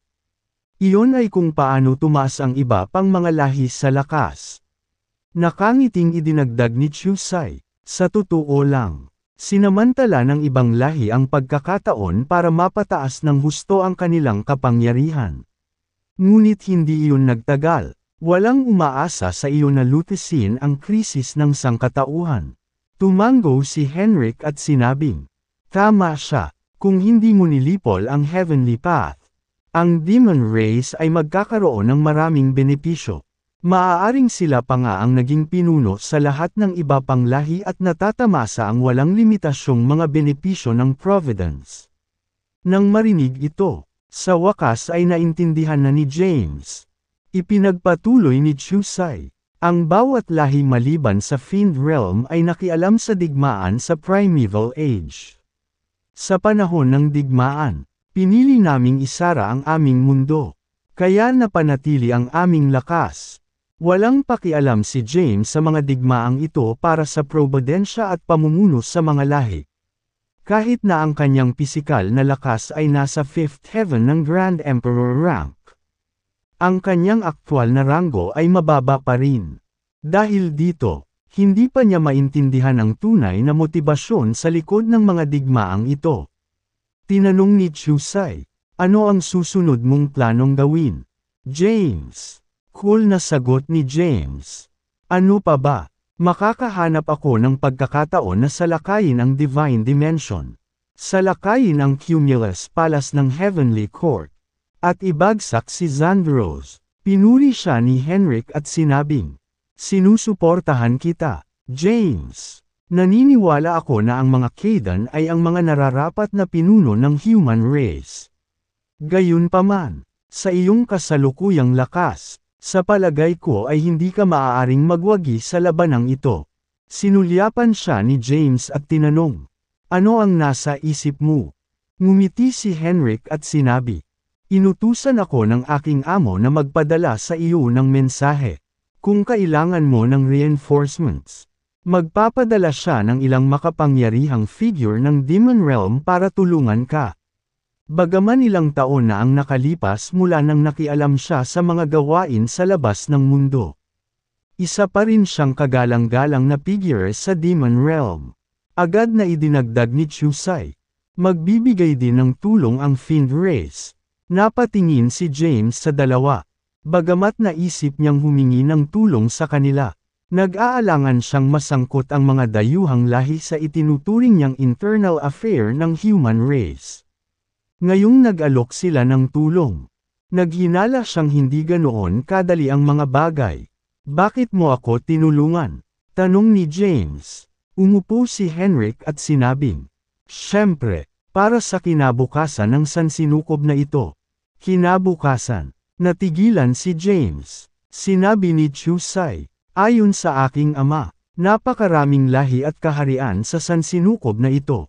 Upang mapadali ang proseso ng pamamahala, ang universo ay dapat lamang na binubuo ng human race, demon race, at fiend race. Tumango si Henrik at sinabing, iyan din ang sinabi ng aking amo. Kapag nasecure mo na ang posisyon ng Lord ng human race, makikipagsanib puwersa ka sa fiend at demon races para paksain ang natitira sa pamamagitan ng pagsasama sa kanila sa ating mga lahi. Nang marinig ito, nawala sa pagmumuni-muni si James. Ito ay isang malaking desisyon na hindi lamang makakaapekto sa lahi ng tao kundi pati na rin sa ika-12 universo. Kapag sumang-ayon siya sa kanilang mga tuntunin, ang lahi ng tao ay kailangang makipagtulungan sa kanila upang lipulin ang iba pang mga lahi kapag nalutas na ang mga panloob na gawain ng lahi ng tao. Hindi nataranta sina Henrik at Chusai. Sa halip, matiyagang naghintay sila sa tabi. Pagkaraan ng ilang oras, sinabi ni James, ito ay isang napakahalagang bagay. Hayaang pag-isipan ko ito ng ilang araw. Nangangako akong babalikan kita. Tumango si Henrik at nakangiting sinabi, no worries. Tumayo si Chusai at sinabi, huwag na nating pag-usapan ang ganitong seryosong negosyo. Ang tagal na rin simula nung nagtipon kami. Uminom tayo ng buo. Sure. Tumayo si James at sinabi, ayaw na niyang isipin pa ang bagay na ito ngayon. Tumayo. Inutusan niya si Quincy na maghanda ng alak. Pagkatapos, sina James, Henrik, at Chusai ay nagtipon at uminom. Bagamat umiinom si James, patuloy na lumilipat ang kanyang isip sa problemang kinakaharap. Iniisip niya kung binago muli ni Radimir ang landas sa langit at nagbunyag ng mga bagong lihim. Marahil ang makapangyarihang mga figure ng Demon at Fiend Realm ay nagpasya lamang na makipag-alyansa sa mga tao upang muling ayusin ang universo pagkatapos matuklasan ang mga bagong impormasyon mula sa Heavenly Path. Bilang nag-iisang tagapamahala ng sansinukob na ito, magagawa ni Radimir ang gusto niya. Ang kailangan lang niyang gawin ay baguhin ang operating rules ng Heavenly Path at hayaan ang makapangyarihang mga figure na makita ang lihim ng Heaven. Dahil ang mga figure na ito ay maaaring makaramdam ng Heavenly Path, magiging madaling matiyak na sila ay kumilos ayon sa plano ni Radimir. Matapos ang mahabang pagmumuni-muni, wala pa ring maisip si James. Dumaan lang sina Henrik at Shusai para maghatid ng mensahe at uminom kasama si James. Pagkatapos gawin iyon, umalis sila para tuklasin ang human realm. Hinanap ni James si Melinda. Dahil si Melinda ay ang reinkarnasyon ng isang ancestral god sa primeval age at anak ng dating pinuno ng universo. Marami siyang naranasan at naunawaan ang malalim na mga bagay. Nanirahan si Melinda sa isang lugar na may magagandang bundok at ilog sa Divine Dimension. Dumating si Melinda pagkatapos ng pagdating ni James. Nandito ka na. Oo, tumango si James. Pag-usapan natin ang mga bagay sa loob. Casual na ikinaway ni Melinda ang kanyang kamay at binuksan ang formation. Pagkatapos, sa paghawak niya sa kamay ni James, pumasok sila sa formation at nakarating sa tuktok ng isang bundok. Sa isang bahay sa tuktok ng bundok, nagtanong si Melinda, may problema ba? Isinalaysay ni James ang mga nangyari. Nais ng Fiend at Demon Realms na tulungan ako ng palihim. Gayunpaman, mayroong isang twist. Kapag na-control ko na ang human race, kailangan kong makipagtulungan sa kanila para muling ayusin ang universo. Isama ang iba pang lahi sa ating lahi. Habang sinasabi niya iyon, tumingin siya kay Melinda at nagtanong, ano sa palagay mo? Nahulog sa malalim na pag-iisip si Melinda. Pagkaraan ng ilang oras, sinabi niya, ito ay dapat na gawain ni Radimir. Oh, tumingin si James sa kanya. Naghinala siya na binago ni Radimir ang operating rules ng Heavenly Path at pinahintulutan ang makapangyarihang figure ng Fiend at Demon Realms na makita ang mga lihim ng Heaven. Kaya nagtulak sa kanila na magplano ng alyansa sa human race. Sinabi ni Melinda, noon pa man ay gustong gawin ito ni Radimir. Tanong ni James, anong ibig mong sabihin? Pagkatapos ng ilang pagmumuni-muni, nagtanong siya, alam mo ba kung bakit naging taksil si Radimir? Umiling si James. Sinabi niya, may kinalaman ito sa diskarte ng aking ama. Ha! Natigilan si James. Ipinaliwanag ni Melinda, noong ang aking ama ay ang Macrocosm Ancestral God. Itinaguyod niya ang kapayapaan at pagkakaisa sa pagitan ng iba't ibang lahi. Hindi ba magandang bagay iyon? Naguguluhan. Sinabi ni James, iyan ay isang napakahusay na diskarte. Kapayapaan at pagkakaisa ang hinahangad ng lahat ng nabubuhay na nilalang na magkaroon. Sabi ni Melinda, gayunpaman, ang kapayapaan at pagkakaisa ay magdudulot lamang ng kasiyahan. Kung walang kaguluhan, ang mga nabubuhay na nilalang ay hindi magsisikap na linangin. At ang kanilang pagnanais na lumakas ay hindi magiging kasing tindi. Iyon ay haantong sa pagkakaroon lamang ng ilang makapangyarihang mga figure sa iba't ibang lahi. Nakinig ng mabuti si James. Patuloy ni Melinda, iba ang diskarte ni Radimir. Nagtatalo siya na ang mga nabubuhay na nilalang ay mawawalan ng pagganyak upang linangin kung hindi sila nasa ilalim ng anumang panggigipit. Sa kabaligtaran, lalabas sila bilang mga puwersang dapat isaalang-alang kung iurong sa isang sulok. Nang marinig ito, sinabi ni James, kaya iyon ang dahilan kung bakit nilipol niya ang lahat ng ancestral gods ng human race nang sila ay nagsama-sama upang labanan siya.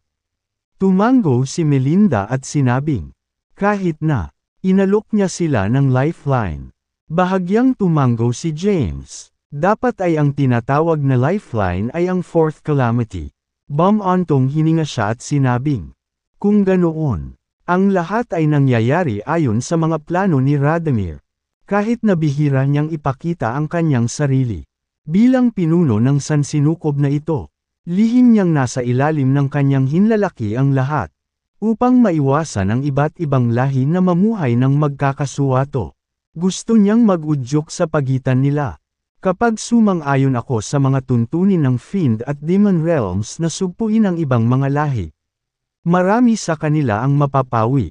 Gayunpaman, hindi sila tunay na mamamatay bilang isang lahi.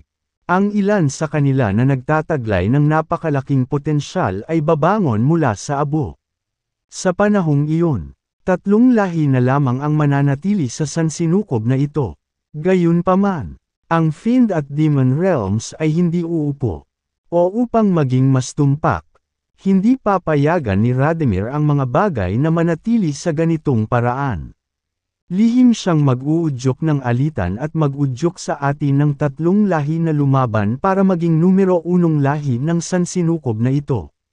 Tumango si Melinda.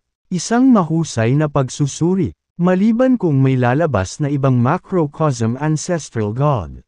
Patuloy na lilikha ng kaguluhan si Radomir. Baka isakripisyo pa niya ang buong panahon. Para sa kanya, ito ay isang mas mahusay na pagpipilian kumpara sa pagkawasak ng universo. Huminga ng malalim si Melinda at sinabing, sa totoo lang, naiintindihan ko kung saan siya nanggaling. Bilang ang macrocosm ancestral god, kailangan niyang unahin ang mga interes ng universo kaysa sa lahat. Nahulog sa malalim na pag-iisip si James. Pagkaraan ng ilang oras, nagtanong siya, ano ang dapat kong gawin? Kung gayon, kung samang-ayon ako sa mga tuntunin ng Demon and Fiend Realms, hindi ba tayo tatahak sa landas na gustong puntahan ni Radomir? Sumulyap si Melinda sa kanya at ibinalik ang tanong. Sa tingin mo ba ay may lakas ka ng tutol sa kanyang kagustuhan? Kung tatanggihan mo ang alok ng Demon at Fiend Realms, maaari silang magsama-sama at atakihin ang human race. Ang lahi ng tao ay magdurusa. Pero, sinabi ni James, kahit nasundin natin ang kagustuhan ni Radomir, ang human, demon, at Fiend Realms ay maglalaban-laban sa isa't isa. Sabi ni Melinda, kaya ang oras ay ang asensya. Sa limitadong oras na ito, ang lahi ng tao ay dapat gumawa ng maraming makapangyarihang figure hanggat maaari upang madaig ang iba pang 2 kaharian. Sa ganoong paraan, kahit magkalaban tayo, hindi matatalo ang human race. Baka madaig mo pa ang 2 pang lahi at maging nag-iisang pinuno ng sansinukob na ito. Hinimas ni James ang kanyang mga templo. Ang human at demon races ay dumanas ng malaking casualty pagkatapos ng labanan sa Primordial Age. Tanging ang lakas ng Fiend race ang nananatiling buo. Ang paglampas sa kanila ay halos imposible. Bagamat hindi alam ni James kung anong mga makapangyarihang tao ang kabilang sa Fiend race. Narinig niya ang tungkol sa 10 primordial fiends. Ang sakit ng ulo ko. Napabuntong hininga si James. Sinabi ni Melinda, kapag ang lahi ng tao ay naging pinuno muli ng lahat ng lahi, ang sangkatauhan ay papasok sa isang ginintuang panahon. Maraming mga kababalaghan ang isisilang. Magiging pambihira ang kanilang cultivation speed. At sila ay magiging Grand Emperor sa maikling panahon. Sa sapat na panahon, ang lahi ng tao ay tiyak na lalabas na matagumpay laban sa lahat ng mga pagsubok. So, sinusuportahan mo ang desisyon ni Radomir. Napatingin si James kay Melinda. Nagkibit balikat si Melinda. Wala tayong ibang paraan. Alam ko na ang dapat kong gawin. Tumango si James. Noon, naliligaw siya. Ngayon, alam na niya kung ano ang dapat gawin. Gayunpaman, nakakuha siya ng ideya pagkatapos makipag-usap kay Melinda. Dahil nakatakdang mangyari ang lahat, maaari na rin niyang sundin ang gusto ni Radomir. Iyon ang tanging paraan para magkaroon ng oras ang human race. Kung hindi, kung ang demon at fiend realms ay magsasama, ang human race ay hindi magkakaroon ng pagkakataon laban sa kanila. Hindi alintana, mayroon siyang mga alalahanin, batay sa kanyang orihinal na plano. Pagkatapos malutas ang mga panloob na gawain ng human race, gagamitin niya ang time capsule at babalik sa primeval age sa paghahanap kay Thea.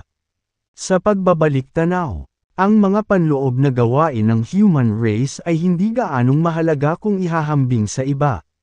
Sa sandaling umakyat sa trono si Jacopo, kaya ba niyang pamunuan ang lahi ng tao at labanan ang dalawa pang kaharian? Ito ang pangunahing inaalala ni James. Aalis na ako. Tumayo si James. Pagkatapos magpaalam kay Melinda, tumalikod na siya para umalis. Nang muli siyang lumitaw, nasa Wormstead na siya. Sa pagkakataong ito, hinanap ni James si Jacopo. Sa looban, napatingin si James kay Jacopo.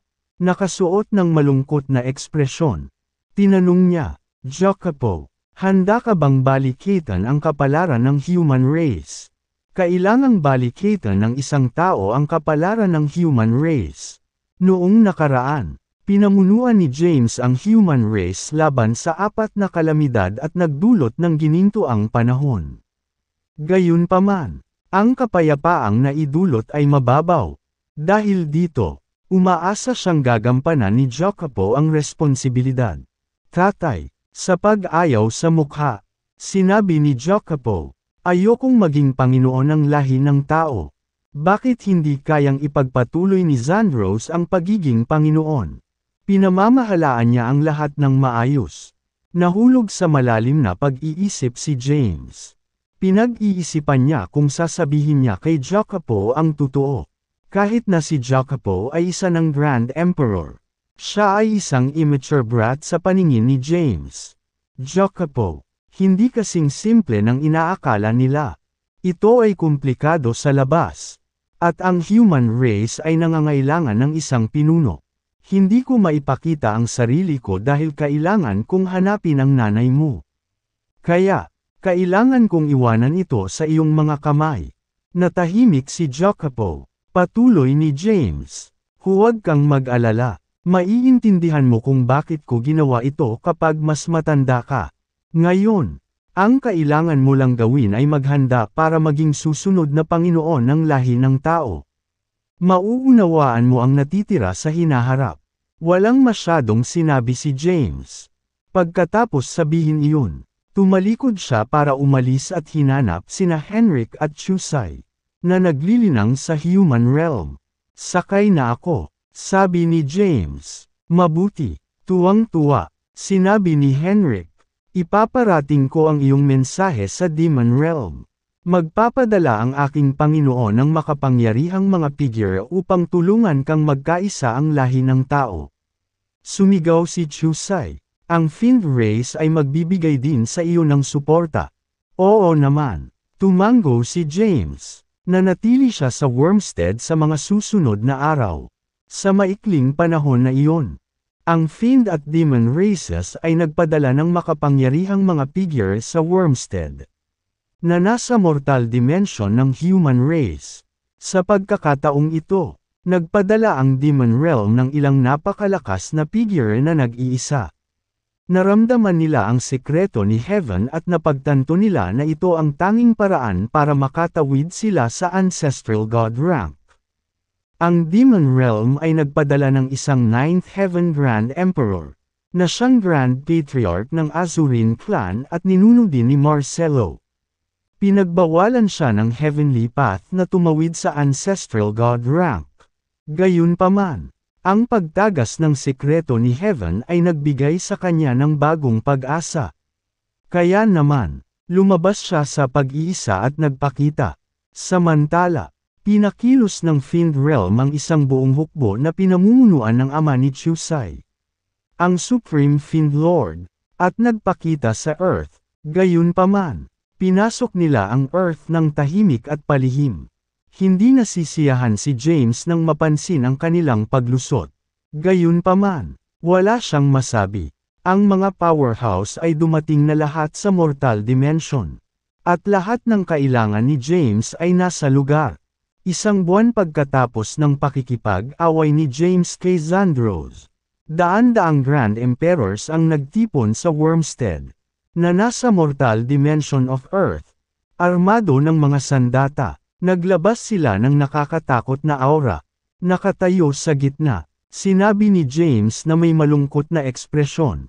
Dapat tayong magwagi. Kailangan nating lipulin si Xandros at sakupin ang Cumulus Palace. Patayin silang lahat. Sabay-sabay na umalangaw-ngaw ang nakakabinging boses nila. Tumangala si James sa langit. At lumitaw ang isang makinang na espada. Pumunta ka. Casual niyang iwinagayway ang kanyang kamay. At ang Crep Myrtle Divine Sword ay tumagos sa mga ulap ng Mortal Dimension patungo sa Divine Dimension. Pagkatapos, si James at ang iba pa ay pumailanglang sa langit at dumiretso sa Divine Dimension. Sa sandaling iyon, sa Cumulus Palace, isang gwardya ang nagmamadaling pumasok at lumuhad sa isang tuhod. Nakapanik na ekspresyon. Sinabi niya, nag-uulat, may nakakatakot na aura na nagmumula sa mortal dimension. Ang Crep Myrtle Divine Sword ni James ay tumagos sa mga hadlang ng mortal at sage dimensions. Boom! Sa sandaling iyon, ang Divine Sword ay tumusok sa isang palasyo at lumitaw sa labas ng Cumulus Palace. Ang nakakatakot na sword energy ay naputol sa hangin. At ang buong palasyo ay nanginig. Patayin silang lahat. Utos ni Xandros. Sa pangunahing bulwagan, maraming mga sundalo ang nag-awit ng kanilang mga sandata at nagmamadaling lumabas. Ang ilang makapangyarihang figure ay nakaupo lang sa gilid at nanood ng palabas. Sila ang nasa panig ni Yehuda at Connor. Sa main hall ay nakatayo ang isang babae. Nakasuot ng puting damit. Bakas sa kanyang magandang mukha ang malungkot na ekspresyon. Sumulyap kay Xandros na nakaupo sa trono.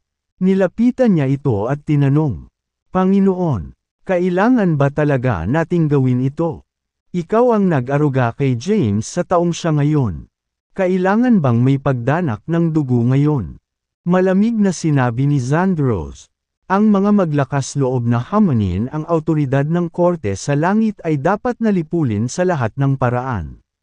Daan-daang makapangyarihang figure ang lumitaw sa labas ng Cumulus Palace.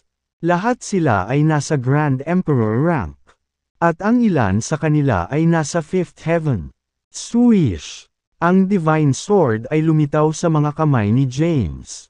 Nakatayo sa mga ulap. Hawak niya ang Divine Sword. Kahit na ang kanyang ranggo ay hindi gaanong mahalaga. Ang kanyang pisikal na lakas ay nakakatakot. Ang walang hugis na sword energy ay naputol sa hangin habang malamig niyang sinabi. Umalis ka kaagad kung mahal mo ang iyong buhay. Hindi ko gustong saktan ang inosente. How dare you? Isang malamig na saway ang umalangaw-ngaw. Ito ang korte ng langit. James! Don't you dare act so mapangahas. Kung ganoon, huwag mo akong sisihin sa susunod na mangyayari. Malamig na sabi ni James.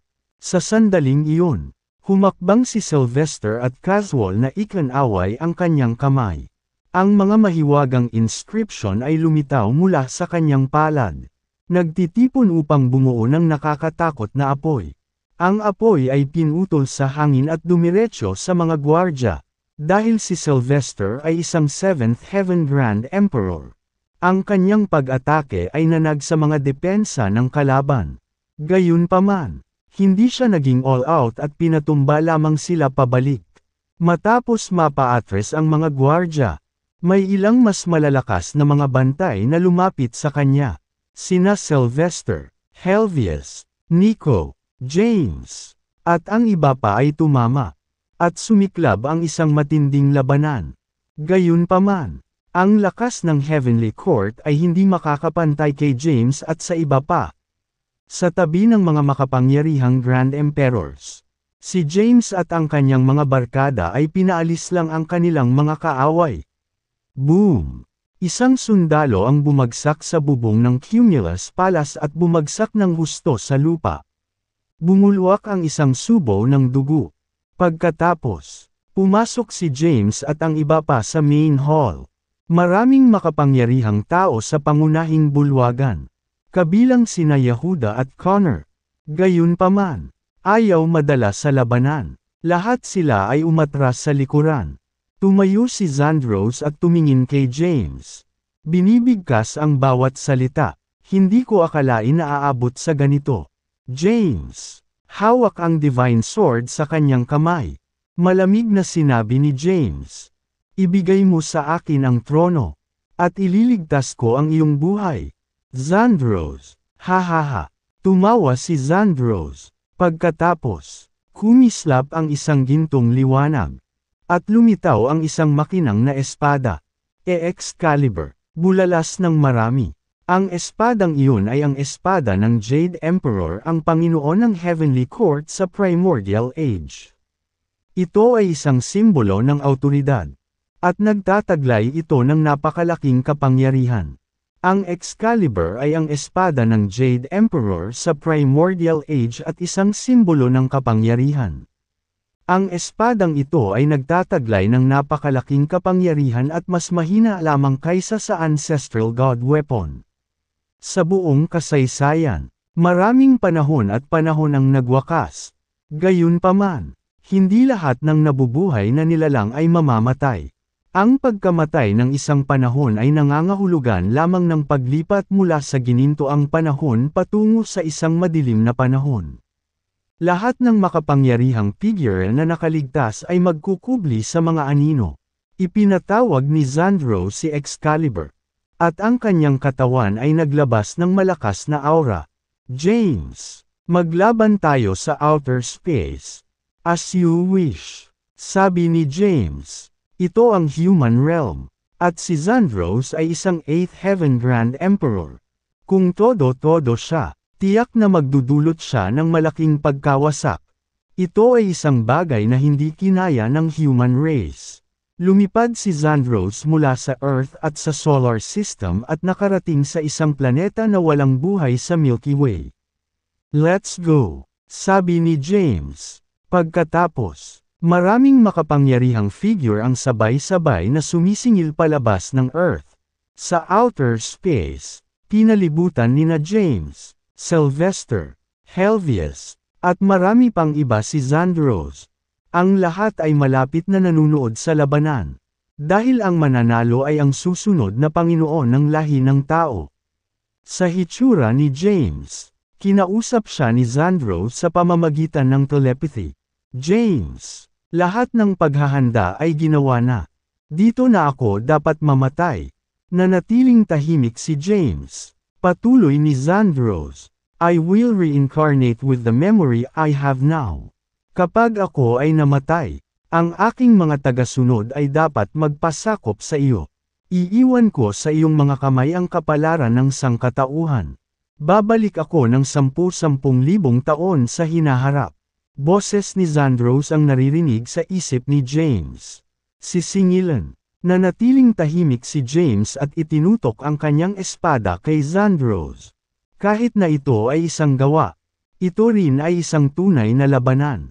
Nahaharap sa maraming makapangyarihang figure, ginawa ni Zandros ang bawat panlilinlang sa kanyang manggas. Ang langit ay nanginig, at ang lupa ay nayanig. Sa huli, namatay si Zandros sa larangan ng digmaan. Samantala, si James at ang iba pa ay nagtamo ng ilang pinsala. Pagkatapos ng labanan, bumalik si James at ang iba pa sa Earth at sa Heavenly Court sa Divine Dimension. Daan-daang Grand Emperors ang nakatalaga sa labas ng Heavenly Court. Kinaladkad ang kanyang mga paa. Pumasok si James sa Heavenly Court. Sa ilalim ng mapagbantay na tingin ng karamihan. Lumakad siya patungo sa trono at umupo. Nakatingin sa karamihan. Sinabi niya, patay na si Zandros Tigan. Mula ngayon, ang mga Kaidan ang magiging bagong pinuno ng human race. Lumakas ang boses niya. May tumututol ba dito? Kahit na maraming makapangyarihang figure ang naruroon. Walang nagsalita, dahil pati si Xandros ay nalipol. Tiyak na mawawalan sila ng buhay kung sila ay humakbang. Dahil lahat ay nagkakasundo. Lahat kayo ay na-dismiss. Pipili ako ng petsa para sa koronasyon ng aking anak na si Jacopo, na magiging bagong Panginoon ng lahi ng tao. Lumakas ang boses ni James. Tutol ako dito. Humakbang si Yehuda. Nang makita ito, sumilay ang isang malabong ngiti sa mukha ni James. Ano ang gusto mong sabihin? Yehuda. Sinulyapan ni Yehuda si James at sinabing, kahit na kailangan natin ng bagong pinuno sa trono, walang karapatan ang mga Kaydan na kumuha ng kapangyarihan. Ano ang nasa isip mo? Tanong ni James. Tumingin si Yehuda sa mga tao at sinabi, lahat. Ang posisyon ng Panginoon ng lahi ng tao ay napakahalaga. Ang human race ay hindi matatalo laban sa fiend at demon realms. Maaari bang protektahan ng mga Kaydan ang lahat ng sangkatauhan kapag sila ay may kapangyarihan? Kahit na hindi ako perpektong tao, isa pa rin akong Ninth Heaven Grand Emperor. Sinong maglalakas loob na atakihin tayo kasama ako sa Timon? Nagmamadaling humakbang si Yehuda pagkatapos ng kamatayan ni Xandros. Ha. Isang malakas na tawa ang nagmula sa main hall. Pagkatapos, humakbang si Connor at tumingin kay Yehuda. Nakangiting sinabi, ako, si Connor Landon, ay isa ring Ninth Heaven Grand Emperor. Kung ako ang namamahala sa Heavenly Court, walang kaharian ng mga ngahas na salakayin tayo. Sinusuportahan ko si Yehuda. Sinusuportahan ko si Connor. Marami ang nagsalita. Sa sandaling iyon, marami ang nagsimulang pumanig. Ang lahat ng mga taong ito ay sinuhulan ni na Yehuda at Connor ng maaga para sa araw na ito. On the throne, James said with a mischievous smile on his face. Kung ganoon, mag-away tayo. Ang huling tatayo ay ang Panginoon ng makalangit na hukuman at ang lahi ng tao. Sinulyapan ni Yehuda si James at malamig na sinabi, James, nasugatan ka pagkatapos makipaglaban kay Xandros. Paano mo ako balak awayin? Pagkasabi niya noon ay sinulyapan niya si Connor. Hindi si James ang pangunahing banta sa kanya. Si Connor. Nabalot ng katahimikan ang Cumulus Palace na para bang may bagyo sa abot tanaw. Sa sandaling iyon, isang grupo ng mga makapangyarihang tao ang lumitaw sa labas ng palasyo. Isang medyo may edad na lalaki ang pumasok sa main hall. Naka-overcoat, maputi ang buhok, at mukha siyang fiend, ang Supreme Fiend Lord. Namutla ang mukha ni na Yehuda at Connor. Samantala, ang iba pang makapangyarihang figure ng human race ay tumingin sa hindi inanyayahang panauhin ng may alarma. Ang lalaking nauna sa kanila ay isang kilalang tao sa sansinukob na ito. Siya ang pinuno ng Fiend Realm sa Primordial Age. Pagpapakita sa Cumulus Palace, ang Supreme Fiend Lord ay tumingin kay James at sinabing may maliwanag na ngiti. Ang Fiend Race ay sumusuporta kay James sa pagiging Panginoon ng human race. Kung kinakailangan, tutulungan ka ng Fiend Race sa paglipol sa iyong mga kalaban sa politika. Magaling sinabi. Isang boses ang nagmula sa labas ng pangunahing bulwagan. At pumasok ang isang matandang lalaki. Nakasuot siya ng itim na damit at may lumang hitsura. Walang nakakilala sa kanya. Sino siya? Ang lakas ng aura. Marami ang nataranta. Hindi nila alam kung sino siya. Si Yehuda at Connor lang ang may suot na malungkot na ekspresyon. Bilang mga nakaligtas sa Primordial Age, kilala nila ang ilan sa mga makapangyarihang tao sa panahong iyon. Ang Grand Patriarch ng Azurin Clan. Pareho silang malungkot na ekspresyon. Sa katunayan, ang matandang lalaki ay ang Grand Patriarch ng Azurin Clan. Ang napakalakas na figure ng demon race na nagtago sa sarili. James, sa ngalan ng Azurin Clan, nais kong tiyakin sa iyo ang aming suporta. Ang sinumang salungat sa iyo ay magiging kalaban ng Azurin Clan at ng Demon Realm. Dalawang makapangyarihang figure ng Fiend at Demon Realms ang nagpakita ng kanilang suporta kay James. Namutla ang mga mukha ni Yehuda at Connor. Hindi nila kailanman isinaalang-alang si James.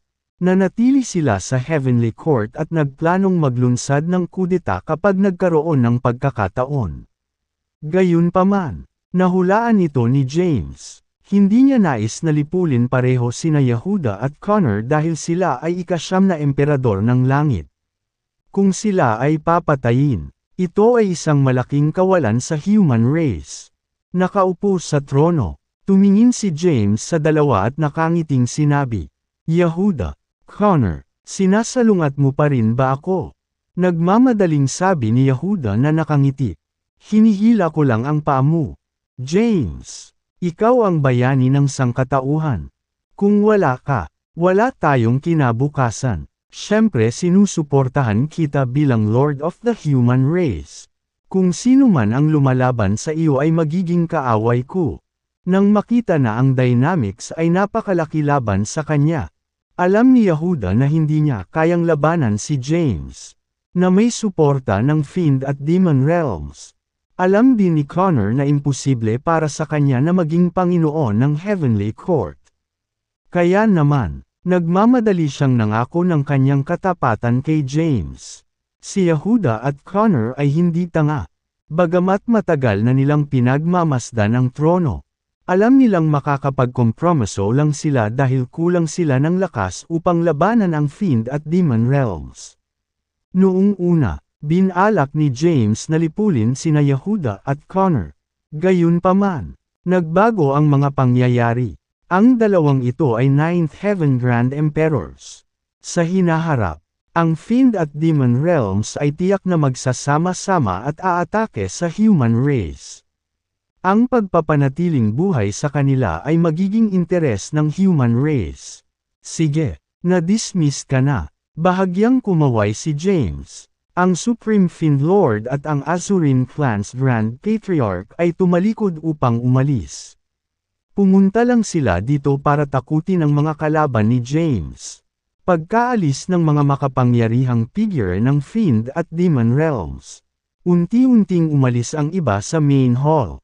Maya-maya, si James na lang ang natira sa main hall. Maya-maya, pumasok si Jacopo. Pagtingin kay James na nasa malalim na pagmumuni-muni sa trono, sinabi niya na may bakas ng disgusto. "Kontento ka na ba ngayon?" Sinulyapan siya ni James at malamig na sinabi, "Humanda ka para sa koronasyon." Pagkasabi niya noon ay tumalikod na siya para umalis. Pumunta si James sa tinutuluyan ni Melinda para hanapin siya. Nang makitang si James ay puno ng pagkabalisa. Alam ni Melinda na siya ay nag-aalala tungkol sa kinabukasan ng human race. Siguradong nag-aalala siya na hindi magiging maganda sina Yehuda at Connor pagkatapos niyang iligtas sila. Anong dapat kong gawin? Melinda, tama ba ang naging desisyon ko sa pamamagitan ng pagpapatawad sa kanila? Tanong ni James. Pagkatapos ng ilang pagninilay-nilay, sinabi ni Melinda, gusto nilang maging Lord of the Human Race dahil nakikita nila ito bilang isang pagkakataon na tumawid sa Ancestral God rank. Oo, sabi ni James. Pinili nilang magkompromiso dahil natatakot sila sa Fiend at Demon Realms. Kapag ang tatlong kaharian ay nagsama-sama at natapos na ang pagsakop sa iba pang mga karera, tiyak na magkakaroon tayo ng pagbagsak. Nag-aalala ako na hindi na kayang harapin ni Jacopo ang mga bagay na ito kapag wala na ako. Malalim ang iniisip ni Melinda. Sa kasalukuyan, wala siyang magagawa, nang walang matutunan sa kanya. Tumalikod si James para umalis at bumalik sa main hall.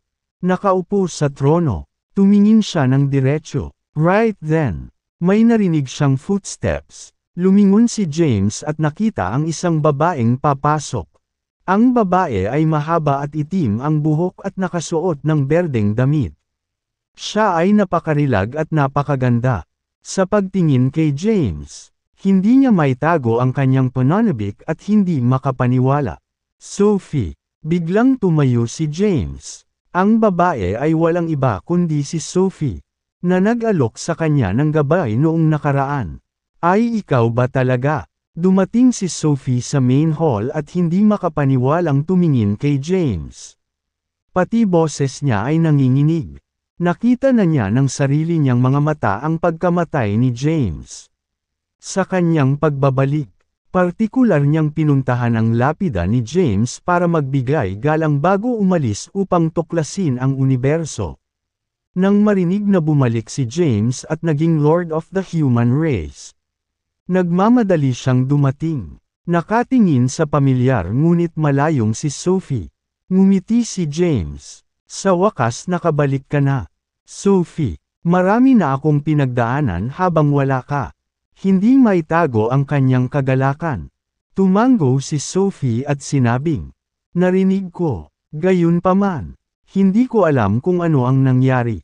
I'm just glad na buhay ka. Hindi na niya napigilan ang pagnanasa. Lumukso siya sa yakap ni James at niyakap siya ng mahigpit. Sa buong panahong magkasama sila, hindi namamalayang naging mahalagang tao si James sa kanya. Nang mabalitaan niya ang pagkamatay nito, nabalisa siya at nawala ng ganang mabuhay. Doon niya lang napagtanto kung gaano kahalaga sa kanya si James. Natigilan si James. Pagkatapos, niyakap siya nito.